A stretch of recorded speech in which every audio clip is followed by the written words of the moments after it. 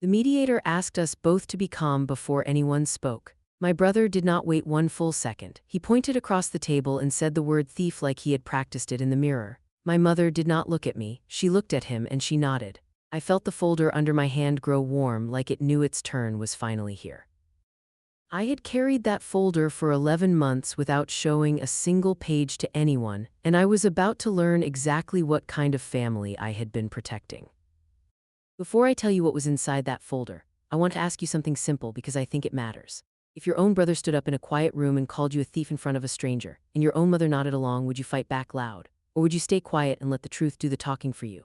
Tell me in the comments what you would have done and then stay with me, because the next part of this story is the part my family never expected me to remember. My name is Ackles. I am 34 years old, and for most of my life I believed that being useful was the same thing as being loved. I want to tell you what happened in that mediation room, but to make it land the way it really hit me, I have to back up a little. I have to tell you about a small bakery on the corner of Maple Avenue, about a father who left me a quiet promise on a sheet of yellow paper, and about a brother who spent 3 years building a story in which I was the villain of our family. Most of all, I have to tell you about the night I stopped trying to be the daughter who kept the peace and started being the daughter who kept the truth. The bakery was called Maplewood, and I bought the building when I was 26. I want you to picture it the way it really was back then, because the version my brother described later in court papers is not the version that existed. Maplewood was a small front shop, 2 display cases, a wooden counter that I sanded and stained myself over 3 weekends, and a kitchen in the back that still had the old tile from the deli that closed before I moved in. The walls were a bad yellow color when I bought it. The roof leaked over the corner where I later put the bread rack. The previous owner left me a freezer that did not work and a stack of expired flour bags I had to throw out the same day I got the keys. I did not buy the bakery as a joke or as a hobby. I bought it because I had been baking since I was 12, because every birthday in our house was my job, because every holiday meal ended with me in the kitchen alone while everyone else watched television in the living room. And because at 26 I finally understood that the only way to stop being used in a family kitchen was to own a kitchen of my own. I had saved $71,000 by the time I bought that building. I want you to hear that number because it matters later.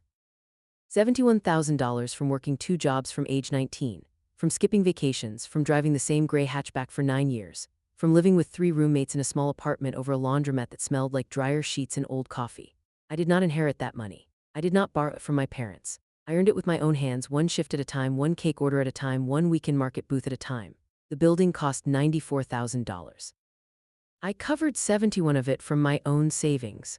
The remaining $23,000 came from my father, Walter, who pulled me aside one Sunday afternoon in his garage and handed me a folded check without saying a single word for almost a full minute. When he finally spoke, he said only one thing.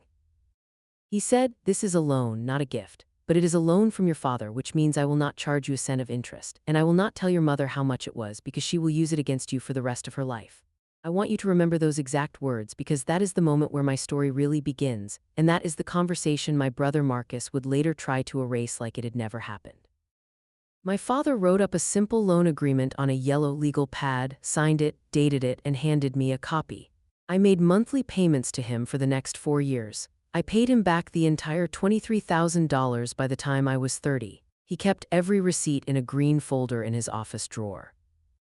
The last payment I ever made him was on a Tuesday in February, and he hugged me for a long time at the door and he said, "Your bakery is yours now, all of it, free and clear, and nobody in this family ever needs to know about this loan unless they make you prove it."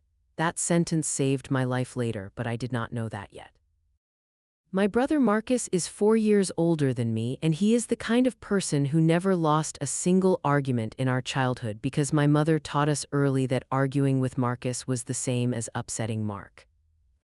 And upsetting Marcus was the same as breaking the family. Marcus was the one who got the new bicycle. Marcus was the one who got the bigger bedroom. Marcus was the one whose grades were celebrated and whose mistakes were softened. When Marcus dropped out of college after 1 year, my mother told the rest of the family that he was too creative for that environment. When I graduated with honors and a business degree, my mother told the same family that I had always been the practical one. Like practical was a polite way of saying ordinary. Our father loved us both, but our father was tired in the way that men get tired when they have been outvoted in their own home for 30 years. He worked long shifts at a steel parts plant about 40 minutes outside of Cedar Falls. He came home, ate dinner, watched the news, and sat in his garage on weekends fixing things that did not need to be fixed. He saw what my mother did with Marcus, and he could not stop it. But every once in a while he would do something quiet for me like the loan, like teaching me to drive late at night when nobody else was around, like writing me short notes in birthday cards that always ended with the same line. The line was, "You have your grandmother's good sense, kid. Do not let anyone shake it loose." I'm telling you all of this because the betrayal that came later did not come out of nowhere. It came out of a pattern that had been growing in my family for 30 years. The bakery was just the place where the pattern finally cracked into something I could not pretend away anymore. By the time I was 32, Maplewood was a real business. I had 2 employees, a part-time decorator named Thea who had been with me from the first year, and a counter girl named Maddie who came in after school. We had a small but loyal customer base. We did wedding cakes on weekends. We had a contract with the public library to supply pastries for their reading events. We were not rich, but we were stable, and stable is a word that means more to a small business owner than any other word in the language. My father died in October of my 32nd year. It was a quick thing, a heart attack on a Saturday morning in his garage, and he was gone before the ambulance arrived. The funeral was the kind of funeral where everyone says the right thing and nobody really cries the way they should until they are alone in their cars afterward. I cried in my car. I cried in the back room of the bakery for 2 days. I cried while I was kneading bread for a wedding order I almost canceled. My father had been the only person in our family who saw me clearly, and now he was gone and there was nobody left to write me notes about my grandmother's good sense. After the funeral, my mother changed in a way I did not understand at first. She started calling Marcus more often. She started having Sunday dinners at her house with only Marcus and his wife Vanessa, and she would tell me the dinner had been a small thing, just family business. You would have been bored. I noticed, but I did not push, because I was still grieving and because I had a bakery to run and because pushing my mother had never got me anything except guilt trips that lasted weeks. About 6 months after my father died, I started to hear strange comments from cousins and from old family friends. My Aunt Patricia, who is my father's sister, called me one evening in April and asked me a careful question. She asked me how things were going at the bakery, and then she asked me whether I was still planning to share it with my brother now that our father was gone. I remember holding the phone and not understanding the question. I asked her what she meant. She said, "Well, your mother told me at Easter that the bakery had been a family investment from the start, and that since your father passed, you and Marcus would be sorting out the ownership properly." I told my aunt that the bakery was not a family investment, that it had never been a family investment, and that there was nothing to sort out. There was a long silence on the other end of the line. Then my aunt said, "Oh honey, that is not the story that is going around." That phone call sat in my chest for weeks like a stone. I did not bring it up to my mother because I did not want to start a fight during a year that had already taken so much from me. I told myself that my mother was confused, that grief was making her say strange things, that she would settle down. I made her favorite lemon scones and dropped them off at her house on a Sunday. She thanked me and asked me how the bakery was doing, and I told her business was steady. She nodded and said, "Good, your father would have liked to know it was still going before he left it to you." I almost dropped the cup of tea she had handed me. I asked her what she meant by the word left. She said, "You know, the way he set things up before he passed." I told her there was no way he set up because the bakery was already mine. Fully mine, paid off years ago. She gave me a small smile and said, "Of course, dear, of course, that is what the paperwork will show." That was the moment I should have understood that something was being built against me, but I still could not believe it. My mother could be cold and she could be unfair, but she had not lied to me in a way this big in my entire life. I left her house that day with a strange feeling in my stomach, and I drove home with the radio off, and I sat in my car for a long time before I went inside. 3 weeks later, a certified letter arrived at the bakery. I want to tell you exactly what that morning was like because moments like that change the texture of your life forever. It was a Tuesday in early May. The morning rush was over. Thea was in the back boxing up an order of cinnamon rolls for a regular customer. Maddie was at school. I was wiping down the front counter when the mailman came in with a slim envelope and a clipboard, and he asked me to sign for the letter because it was certified. I signed without thinking. I assumed it was something boring, a tax form, a permit notice, a city inspection notice. I set the envelope on the counter and went to make myself a coffee, and then I came back and I opened it. The letter was from a law firm in the next town over, a firm I had never heard of. It was 3 pages long. It was addressed to me by my full legal name. It used phrases like dispute over family assets and contested ownership of commercial property and request for formal mediation. The letter said that my brother Marcus was making a legal claim against the ownership of Maplewood Bakery, and that he was alleging that I had used our parents' money to purchase the property, and that he was seeking a 50% ownership share, plus reimbursement of profits from the past 8 years of operation. I stood at the counter and read that letter 3 times. The 3rd time my hand started to shake so badly that the paper rattled. Theo came out of the back and asked me what was wrong. I could not answer him. I just walked into the office and shut the door and sat down in my chair, and I read the letter a 4th time, slower this time, trying to find the part where I had misunderstood. There was no part where I had misunderstood.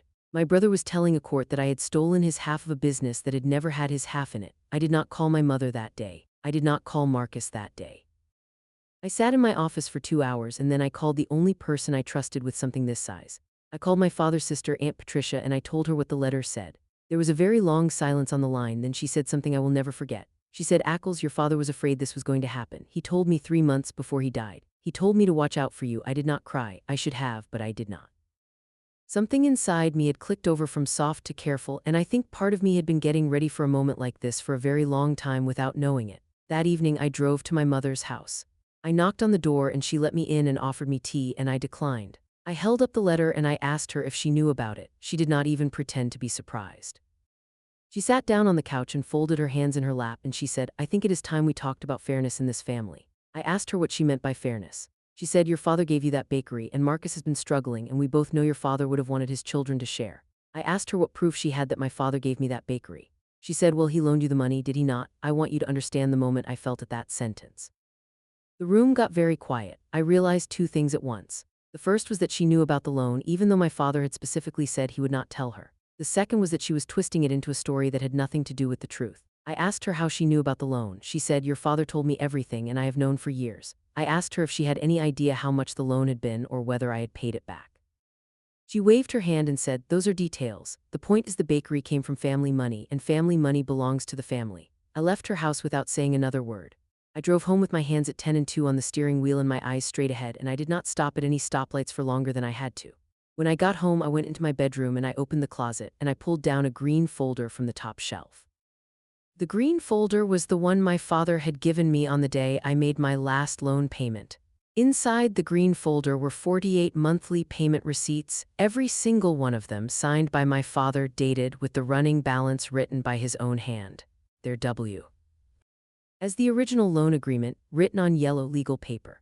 There was a note from my father, written the day I made the last payment, that said, "Paid in full, debt closed, business is yours, no claims, no shares, no future questions." I sat on the edge of my bed and I held that green folder in my lap, and for the first time since the funeral I really cried, not soft crying, not polite crying. The kind of crying where your shoulders shake and your throat hurts and you cannot make yourself stop for a long time. I cried because my father had known. He had known what they would try, and he had spent years making sure I had the proof to fight back. And he had never told me out loud because he could not bring himself to admit what kind of family we were. That night I made a decision, and I want you to know what the decision was, because it shaped everything that happened next. I decided that I was not going to defend myself in panic. I was not going to call Marcus and yell at him. I was not going to send my mother long emotional text messages. I was not going to beg anyone to believe me. I was going to do exactly what my father would have done. I was going to gather every single piece of paper that told the truth, and I was going to put it all in one folder, and I was going to wait for the right moment to put it on the right table in front of the right people. The next morning I called a lawyer. Her name was Margaret Chen, and she came recommended by my old business school professor. I drove to her office in the city, an hour away, because I did not want to use any local lawyer who might have ties to my mother or my brother. I sat in her conference room with the green folder on the table between us, and I told her the entire story from the beginning. I told her about the loan, I told her about the receipts. I told her about my father's note. I told her about my aunt's phone call. I told her about my mother's strange comments. I told her about the certified letter. Margaret listened to me for almost 2 hours without interrupting. When I finished, she leaned back in her chair and she looked at the green folder and she looked at me, and she said something very calm and very useful. She said, "Ackles, your father did your work for you. He gave you the cleanest documentation I have seen in a case like this in the last 10 years. We are going to do mediation because that is what the other side requested, and we are going to walk in there with so much proof that they will wish they had stayed home." I asked her if I should respond to my brother before then. She said, "Do not call him, do not text him, do not email him, do not engage with your mother about this either. If they call you, be polite, do not discuss the case, and end the call quickly. From this point forward, every conversation between you and them needs to be one we can either prove or one we can ignore. Your job from now on is to live your normal life. Run your bakery, take care of your employees, sleep at night if you can, and let me handle the legal pieces." I followed her advice almost perfectly, but the next 11 months were the hardest months of my life, and I want to tell you about them honestly because I think this is the part of these stories that gets skipped over, and I think the skipping over hurts people who are going through something similar. The hard part was not the legal stuff. The hard part was the family stuff that kept happening around the legal stuff. My mother started calling me more, not less. She would call to ask if I was eating enough. She would call to ask if I had heard about a cousin's wedding. She would call to talk about my father like she was trying to remind me that we shared a loss. Every time she called, I knew what she was doing. She was trying to soften me. She was trying to make me feel like a daughter again so that I would back down on the bakery before mediation even started. I knew it, and I still felt it work on me. That is the hardest thing about a manipulative parent. Even when you can name what they are doing, your body still wants to believe them. Marcus tried different tactics. He sent me one long email about 3 weeks after the certified letter arrived. The email was almost 2,000 words. He talked about how he had always loved me, how our father would be heartbroken to see us fighting, how he was only asking for what was fair, how he had been struggling with money lately, how Vanessa had health issues that were costing them a lot, and how he hoped we could settle this between us without lawyers. He ended the email by saying, "You are my sister and I do not want to take you to court, but if you make me, you will lose more than just the bakery, you will lose your family." I did not respond. I forwarded the email to Margaret. She wrote back within the hour and said, "Save it, do not delete it, do not reply. This is exactly the kind of message that helps us in mediation." I asked her why. She said, "Because in the email, your brother just admitted that he is using a financial dispute to threaten you with the loss of your family, and a mediator does not like to see that." The third tactic came from my mother, and it was the worst one. She started telling family members that I was refusing to help my brother during a hard time. She told my Aunt Patricia, who immediately called me and told me what was being said. She told my cousins. She told the women at her church group. She told the neighbors on her street. The story she was telling was simple. The story was that I had become greedy after my father died, that I had used family money to buy a business and then forgot about my family, and that my brother was being forced to take legal action because I would not even talk to him about sharing. Aunt Patricia called me almost every week during this period. She was the one person in the family who knew the real story from the start, and she was furious about it in a quiet, steady way that helped me more than she will ever know. She told me, "Your father told me everything, and if your mother thinks I am going to sit here and let her rewrite history while my brother is in the ground, she has lost her mind." Aunt Patricia agreed to be a witness if it ever came to that. She agreed to provide a written statement about her conversations with my father. She also told me something else that turned out to be very important. She told me that my father had given her a sealed envelope about 2 months before he died, and that he had told her not to open it unless something happened that involved me and Marcus and the bakery. She had been holding it for 2 years. She asked me if I wanted her to bring it over. I drove to Aunt Patricia's house that same afternoon. She lived in a small house on a quiet street about 20 minutes from me, with a garden in the back and 2 cats that were always sleeping in the front window. She made me coffee and she sat down across from me at her kitchen table and she handed me the envelope. It was a regular white envelope sealed with a small piece of clear tape with my name written on the front in my father's handwriting. I opened it carefully.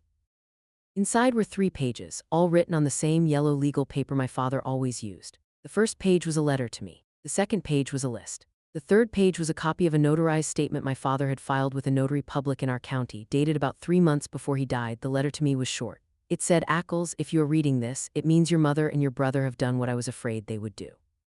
I did not want to believe they would do it, but a man who has lived with people for 30 years knows what they're capable of, even when he loves them. Inside this envelope are the things you will need. The list will tell you where to find more proof if you need it.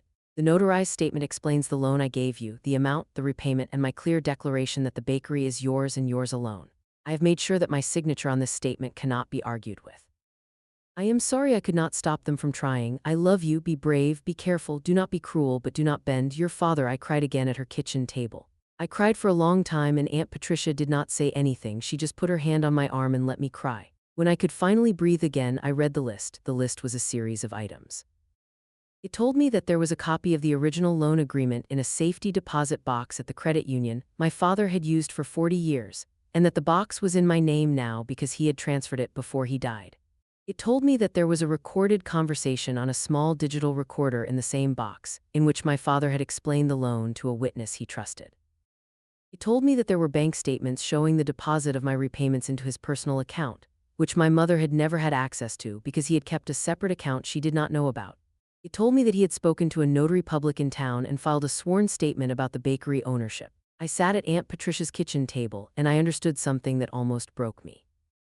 My father had spent the last months of his life building a quiet, complete defense for me, knowing he would not be there to protect me himself. He had not warned me. He had not made me worry. He had simply built it and put it where I could find it and trusted that I would have the strength to use it when the time came. The next morning I went to the credit union. I had not even known the safety deposit box existed. The bank manager confirmed that the box was now in my name, that my father had filed the paperwork 2.5 years before he died, and that there had been no activity on the box since then. He took me into the small private room and he placed the box in front of me and he left me out. One to open it. Inside the box were exactly the things my father had described in his list. There was a copy of the original loan agreement signed by both of us. There was a small black digital recorder. There was a folder of bank statements, the dates highlighted in yellow marker showing every single one of my 48 monthly payments. There was a sealed envelope from a notary public, containing the original of the sworn statement my father had filed. I sat in that small private room at the credit union for almost an hour, going through every page slowly. My hands were calm now, my breathing was calm now, something inside me had become very quiet and very steady. I understood finally what I had inherited from my father. It was not money, it was not the bakery. It was the calm, careful way of being a person who refuses to be erased. Over the next few months, I worked with Margaret to put everything together. We made copies of every document. We had the digital recording transcribed. We collected statements from Aunt Patricia and from my old business school professor, who could vouch for the fact that I had operated the bakery as my own business since the day I bought it. We gathered 8 years of business tax returns, all filed under my name with no mention of any partner or family stake. We gathered the original property deed, which had only my name on it from the day of purchase. We gathered the records of every loan and grant the bakery had received from the Small Business Administration over the years, all of which were also in my name only. Margaret and I talked about strategy. She told me that mediation was going to be informal, that there would be a neutral third party, that both sides would present their position, and that the goal of mediation was to reach an agreement without going to a full court trial. She told me that if the other side had a weak case, mediation was an excellent place to expose them, because once a mediator could see clearly that one party was making a baseless claim, the case rarely moved forward. She told me that we were not going to drop our entire defense at the start. We were going to let Marcus speak first. We were going to let him make his accusations clearly. And then we were going to respond slowly and carefully with the folder. I want you to know what was in that folder by the time we were ready, because the folder became the center of everything that happened on the day of mediation, and the way I built it matters. The folder was a plain manila folder, the kind you can buy in any office supply store for less than $2. I chose it on purpose. I did not want anything fancy. I wanted something that looked normal, that did not draw attention, that did not announce itself. Inside the folder were the following documents, in the order I had decided to share them. The first document was the original property deed for the bakery building, with my name listed as the sole owner, dated from the day of purchase 8 years earlier. The second document was the closing statement from the purchase, showing the $71,000 I had personally contributed and the $23,000 from a personal loan. The third document was the original loan agreement between me and my father, signed by both of us in his handwriting on the yellow legal paper that anyone who knew him would recognize on sight. The fourth document was the complete record of my 48 monthly payments, with copies of the canceled checks and the matching deposits in his personal account. The fifth document was the handwritten note from my father on the day of my final payment, declaring the loan paid in full. The sixth document was the notarized statement my father had filed 3 months before his death, explaining the loan, the repayment, and his clear declaration that the bakery was mine. The seventh document was the transcribed recording in which my father explained the loan to a witness in his own voice, with the original recording attached on a small drive. The eighth document was a written statement from Aunt Patricia, signed and notarized, describing her conversations with my father about the bakery. The ninth document was 8 years of business tax returns, filed in my name only. The 10th document was a signed statement from my old business school professor, vouching for my operation of the bakery as a sole owner. The 11th document, which was the one Margaret and I talked about the longest, was a printed copy of Marcus's 2,000-word email, in which he had threatened me with the loss of my family if I did not give him what he wanted. We added one more thing to the folder at the very end, 3 days before mediation. It came from a place I had not expected, and it changed the shape of the whole story. About a week before the mediation date, my cousin Lena, who is Aunt Patricia's daughter, called me late one night and asked if she could come over the next morning. She said it was important, and she said she wanted to come alone without telling her mother. I said yes, of course. She showed up at 8 in the morning with 2 cups of coffee and dark circles under her eyes, and she sat at my kitchen table and told me something I had not known. Lena worked at a small accounting firm in our town. About 6 months after my father died, Marcus had hired Lena's firm to do some bookkeeping for a side business he had started, a small consulting venture that he claimed was doing well. Lena had been assigned to his account. She told me that she had quickly noticed something strange in his books. Marcus had been depositing money from a personal account that he claimed was a family savings fund. He had been writing it off as personal investment in the consulting business. The amounts were not huge, but they were steady, and over time they added up to more than $40,000. Lena told me that she had asked Marcus in a polite professional way where the family savings fund had come from.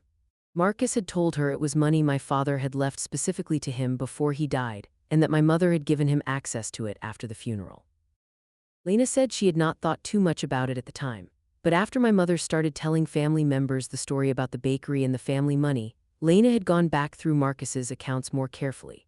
What she had found was that the so-called family savings fund was actually a small inheritance that my father had left to my mother in her own name, with no instructions about Marcus at all.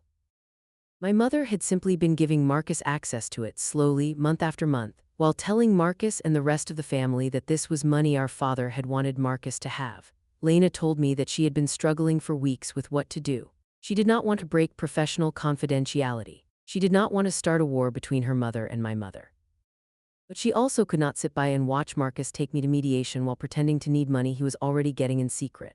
She told me that she could not give me the actual financial documents because that would violate her job. But she could write me a sworn statement describing what she knew, and she could tell me the story directly. And if anyone asked her under oath, she would tell the truth. I asked her if she was sure. I told her this might cost her her job. I told her this might destroy her relationship with my mother forever. She looked at me and she said, "My Uncle Walter was the best man in our family, and what your mother and your brother are doing to you would have broken his heart. I'm not letting it happen quietly." Lena wrote out a 2-page statement in her own handwriting that night. We had it notarized the next morning. It became the 12th document in the folder. The night before mediation, I did not sleep well. I lay in bed and I thought about my father. I thought about the way he used to sit in his garage on Saturday afternoons, listening to the ball game on a small radio, fixing things that did not need fixing. I thought about the way he looked at me on the day I made my last loan payment, the way he said the bakery was mine free and clear, the way he hugged me at the door. I thought about the years I had spent trying to be the daughter who kept the peace, the years I had spent making lemon scones for a mother who let my brother take whatever he wanted, the years I had spent telling myself that this was just how my family worked and that it was easier to give in than to fight. I thought about something else too. I thought about the version of me that would have existed if my father had not built that quiet defense for me. I thought about the version of me that would have walked into mediation with no proof, no folder, no notarized statements, no recordings, no list. That version of me would have lost. That version of me would have ended up signing away half of the only thing she had ever built for herself, because that version of me had been trained for 30 years to believe that keeping the family was more important than keeping the truth. I made a promise to myself in the dark that night that I have kept ever since. I promised myself that I would never again be a person who could be talked out of her own life by people who did not even read the documents. The morning of mediation, I got up at 5. I went to the bakery. I made bread with Theo the way I did almost every morning because the routine kept me grounded. I drank 1 cup of coffee. I ate 1 slice of toast. I washed my hands carefully. I went home. I changed into a simple gray dress, no jewelry except a small necklace my father had given me on my 16th birthday. I picked up the folder. I drove to Margaret's office.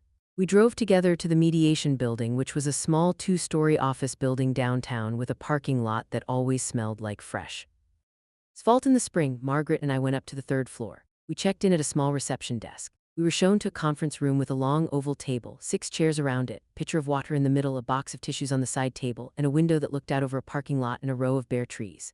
The mediator was already in the room, a man in his early 60s named Henry Albright, with neat gray hair and a calm voice and a small notebook open in front of him. He shook our hands. He asked us to sit on the side of the table closer to the door. He told us the other party had not arrived yet and was running about 10 minutes late. Marcus and his lawyer arrived 12 minutes later. Marcus was wearing a navy suit that did not fit him well in the shoulders. His hair was combed back too tight. His face was set into the expression he wore when he had practiced something in the mirror. His lawyer was a younger man with a leather binder and a confident smile that he had probably learned in his first year of law school. Behind them, to my surprise, walked my mother. She was not supposed to be there. She was not a party to the mediation. She was, technically, a witness Marcus had requested be present in case her testimony about family understanding was needed. Henry the mediator allowed her to stay but seated her at a separate small table by the wall with the instruction that she could not speak unless he invited her to speak. She sat down. She did not look at me. She folded her hands in her lap and stared at the table in front of her. Henry began the meeting by explaining the rules. He explained that this was an informal proceeding. He explained that both sides would have the chance to speak. He explained that any agreement reached today would be binding only if both parties signed it. He explained that he was a neutral party and that his role was to help us reach a fair resolution, not to decide who was right. He turned to Marcus's side and asked them to begin. Marcus's lawyer spoke first. He laid out the claim in formal language. He said that his client believed the bakery had been purchased with substantial financial assistance from family resources, that this assistance had never been properly accounted for, and that his client was seeking a 50% ownership share in the property and the business, plus a reimbursement of half of the profits over the 8 years of operation. He said the total monetary value being sought was approximately $400,000, including the property, the business operations, and the back profits. He said his client had attempted to resolve this matter privately with his sister, but that she had refused to engage, which was why they were now in formal mediation. Henry nodded and took notes. He turned to Marcus and asked him if he wanted to add anything personally before the other side responded. Marcus did. He had been waiting for this moment. He sat up straighter. He looked at me for the first time since walking into the room. His face went through a careful series of expressions. First sad, then hurt, then angry. He said, "I did not want to be here today. I did not want to do this to my own sister, but she has left me no choice." He paused. He took a breath. And then he said the sentence I will remember for the rest of my life. He said, "My sister stole from this family. She used our parents' money to buy that bakery, and then she pretended she did it all on her own, and now she will not even talk to me about it. She is a thief, and I am not going to sit here and pretend otherwise just to keep the peace." The room was very quiet after he said it. My mother did not look up. Henry the mediator wrote one slow line in his notebook and then looked over at me and Margaret. He said, "I will now ask the other side to respond." Margaret put her hand on my arm under the table just for a second. It was a small signal we had agreed on. It meant your turn, take your time, do this the way we practiced. I sat up. I put both hands on the folder. I looked across the table at my brother. I did not raise my voice. I did not make my face into anything in particular. I simply spoke, the way I had practiced in front of my bathroom mirror at 5:30 that morning.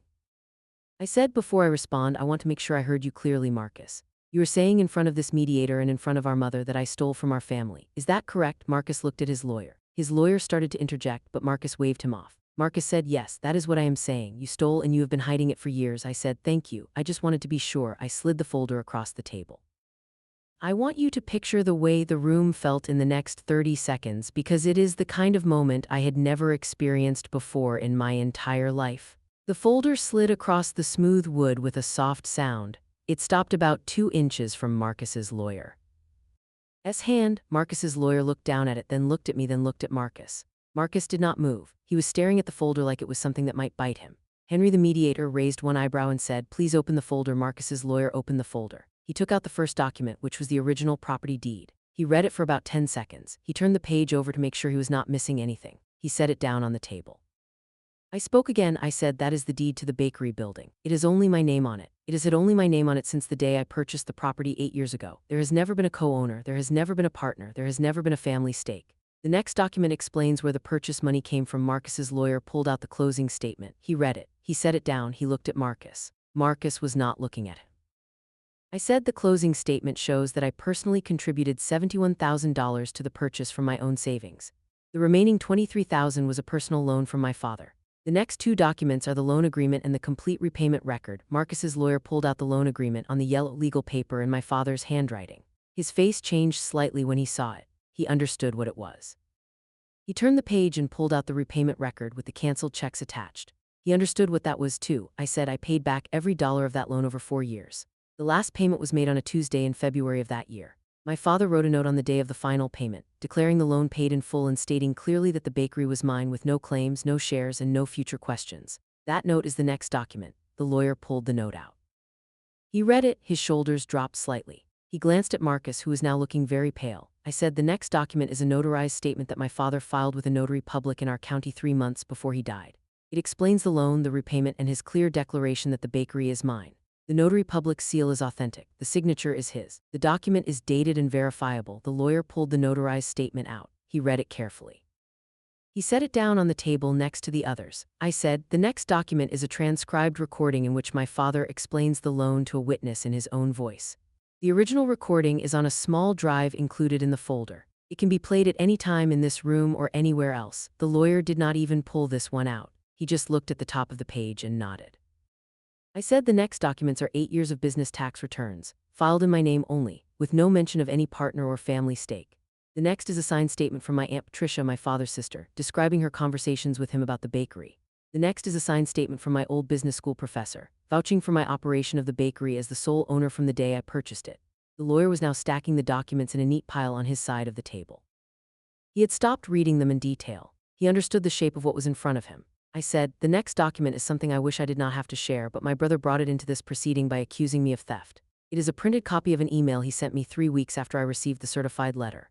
In it, he tells me that if I do not give him what he wants, I will lose more than the bakery. I will lose my family.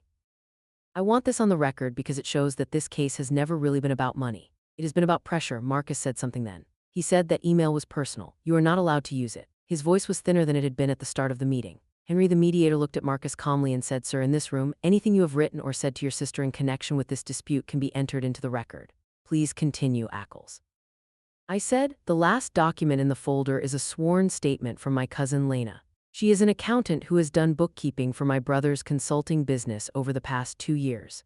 In her statement, she describes that my brother has been receiving steady monthly payments from a family savings fund that he claimed was money our father left specifically to him.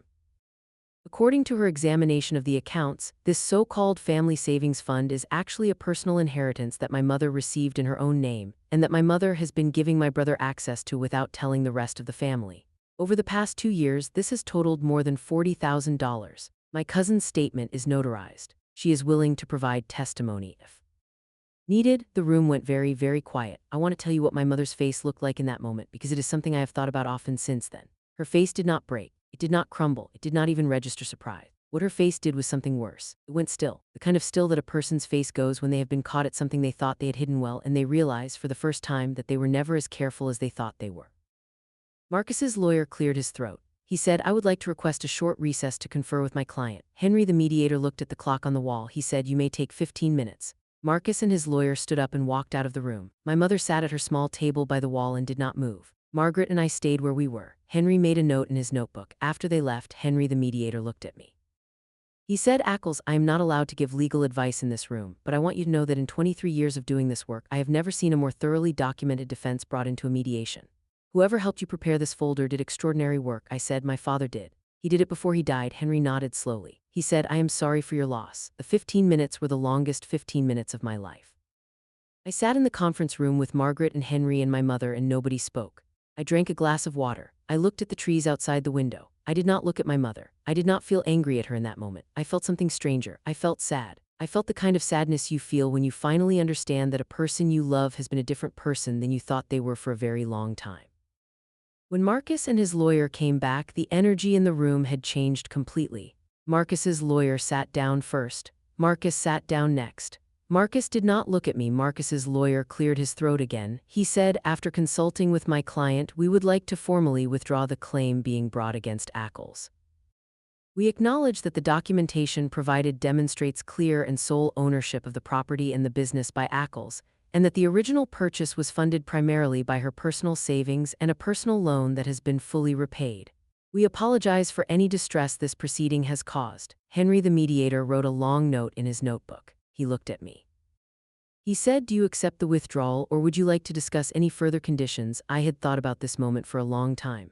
Margaret and I had talked about exactly how to handle it. I knew that I had a choice here. I could simply accept the withdrawal and walk out free and clear, or I could ask for something more. I said, "I will accept the withdrawal of the claim. I have one condition. I want a written agreement, signed by Marcus today and notarized before he leaves this building, in which he acknowledges that this claim was without legal or factual basis, and in which he agrees that he will not bring any future claim of any kind against me, my business, or any property associated with my business ever again. I also want him to acknowledge in writing that he made a false accusation of theft against me in this proceeding." Marcus's lawyer started to object. Henry the mediator held up one hand and said, "That is a reasonable request given the circumstances. I would advise you to agree." Marcus's lawyer leaned over and spoke quietly to Marcus for almost a full minute. Marcus's face went through many expressions. He looked at his mother once. She did not look back at him. She was still staring at the table in front of her. Marcus turned back to his lawyer and nodded once. His lawyer said, "My client agrees to those terms. We can have the document drafted and notarized in this building before we leave today." It took about an hour to draft the document. Henry the mediator helped guide the wording. Margaret reviewed every line. Marcus's lawyer made small adjustments and then signed off. Marcus signed it. The notary in the building stamped it. Margaret took a copy. I took a copy. Henry took a copy for the file. When it was done, Henry stood up and said, "This proceeding is concluded." He shook my hand. He shook Margaret's hand. He nodded to Marcus's lawyer. He left the room without nodding to Marcus or to my mother. Margaret and I gathered the folder. I put every document back in order. I closed the folder. I held it against my chest for a moment. Then I stood up. Marcus said something then. He said, "Ackles." He said it the way he used to say my name when we were children, and he wanted me to do something for him. He said it like he expected me to turn around and ask him what he needed. I did turn around, but I did not ask him what he needed. I looked at him for a long moment and I said something quiet, and I want to tell you exactly what I said because it was the most honest thing I had ever said to him in our entire lives. I said, "You did not have to do this, Marcus. If you had asked me for help, even for a lot of help, I would have helped you. I would have given you whatever I could, but you did not ask me. You tried to take it, and you lied about our father to do it. There is no version of this where we are okay again, not soon, maybe not ever. I hope you find a way to live with what you tried to do. I turned to my mother. She finally lifted her head. She looked at me. Her eyes were wet, but I could not tell if it was from real feeling or from the stress of being caught. She said, Ackles, please understand. He needed help. I did what I thought was best. We are still your family. I said, you are still my family. That has not changed. But what has changed is what I am willing to give a family that does this. I will not be cruel to you. I will not stop loving you. But you will not have access to my business, my finances, my private life, or my time the way you used to. If you want to see me, you can call me. We can have lunch in a public place. We can talk about safe things. But you do not get to be the mother who gives my brother permission to call me a thief and then asks me to please understand. I am done understanding people who do not understand me. I walked out of the room. Margaret walked out behind me. The folder was under my arm. The hallway was quiet. The elevator was empty. We rode down to the lobby without speaking. When we stepped out into the parking lot, Margaret turned to me and said one thing. She said, Ackles, your father would be very proud of you today. I cried in the parking lot for about 10 minutes. Margaret stood next to me and let me cry. Then I drove back to the bakery. Theo was behind the counter. He did not ask me how it had gone because he could see by my face that something heavy had ended. I went into the office. I put the folder in the bottom drawer of my desk. I locked the drawer. I came back out to the front. I tied on my apron. I helped a customer pick out a birthday cake for her daughter. I worked through the afternoon. I went home. I made dinner. I slept for 10 hours. The next morning I woke up, and for the first time in 11 months, my chest did not feel tight when I opened my eyes.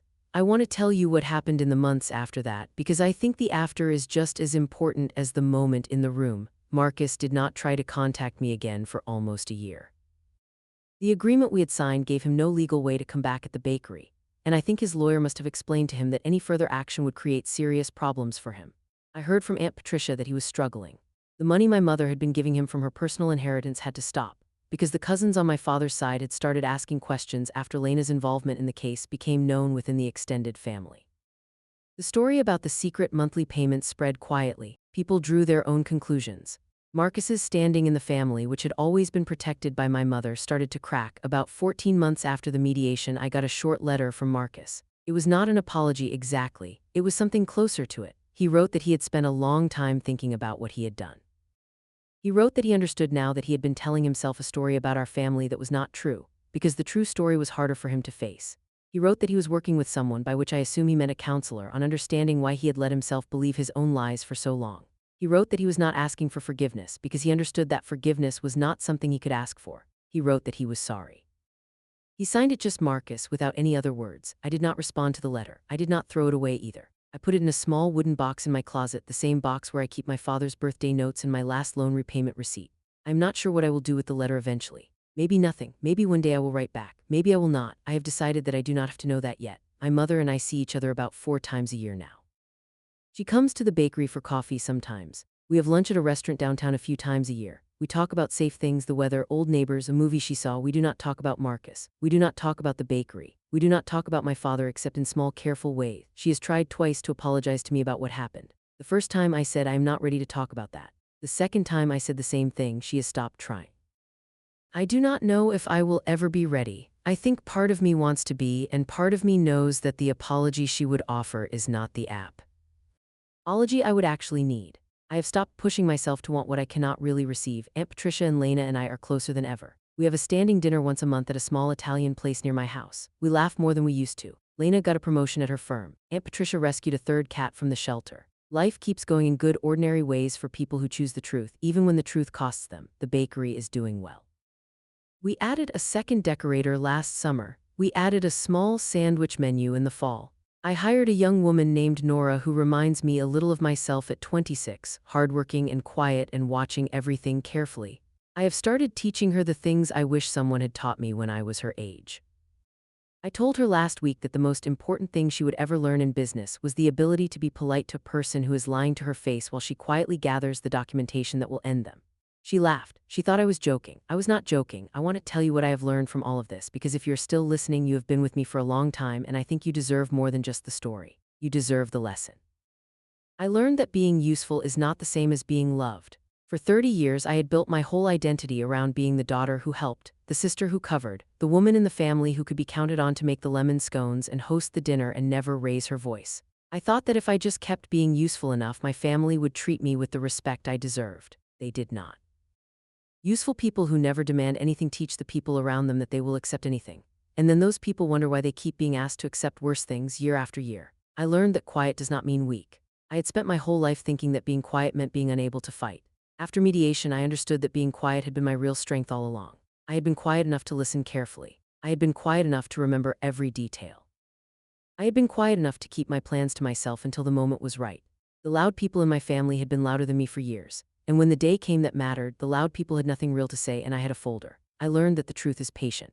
My father had built that defense for me 3 years before I needed it, and the documents had sat in a safety deposit box quietly waiting for the day my brother would finally cross a line. The truth does not need to shout. The truth does not need to chase. The truth waits, and when the right moment comes, the truth is there exactly where you put it. I learned that family is not the same as obligation. I had been raised to believe that the word family meant you owed people things no matter what they did to you. I do not believe that anymore. I believe that family means the people who treat you like family, and that the people who do not treat you like family do not get to use the word against you when they want something from you. My mother and my brother are still my blood. They are not still my obligations. There is a difference, and learning that difference saved my life. I learned that the people who try to take from you are usually counting on you to be too tired, too kind, or too afraid to fight back. The single best thing you can do is decide ahead of time that you will not be tired enough or kind enough or afraid enough to give in. You decide it once in your own bedroom in your own quiet voice, and then you keep deciding it every day until it becomes the way you walk through your own life. And finally, I learned that a folder is one of the most powerful things a person can hold. Not because of the paper, not because of the words on the paper, because of what the folder represents. A folder is a sign that you took yourself seriously enough to write things down. A folder is a sign that you believed your future self would need proof of your past self. A folder is a sign that you understood, somewhere deep inside, that the people who said they loved you might one day need to be reminded of the truth in writing. I keep my folder in the bottom drawer of my desk at the bakery. The drawer is locked. The folder is the same plain manila folder I carried into mediation. The documents are still inside. I have not added anything new to it in 3 years. I do not need to. The folder did its job, but I keep it there for a reason. I keep it there to remind me of who I was before, who I almost let them turn me into, and who I became on the day I slid that folder across a polished wooden table and watched my brother's face break in front of a stranger. I keep it there to remind me that my father loved me enough to build a quiet defense for me before he died. I keep it there to remind me that quiet, careful people are the ones who win the wars that loud, careless people start. And I keep it there to remind me of one more thing. I keep it there to remind me that the worst thing a person can do is underestimate the daughter who never raised her voice. If anything in my story sounded familiar to you, I want you to know that you are not alone, and I want you to do one small thing for me before you close this video. Tell me in the comments which moment hit you the hardest. Was it the moment my mother nodded when my brother called me a thief? Or was it the moment I opened my father's envelope at Aunt Patricia's kitchen table? Or was it the moment I slid the folder across that polished wood? Tell me, and tell me one thing you have decided you will no longer accept from people who say they love you. I read every comment, and I will be back next week with another story, because I think there are a lot of us out here who finally learned that being quiet is not the same as being weak, and that the truth, when you take care of it, will always show up for you on the day you need it most.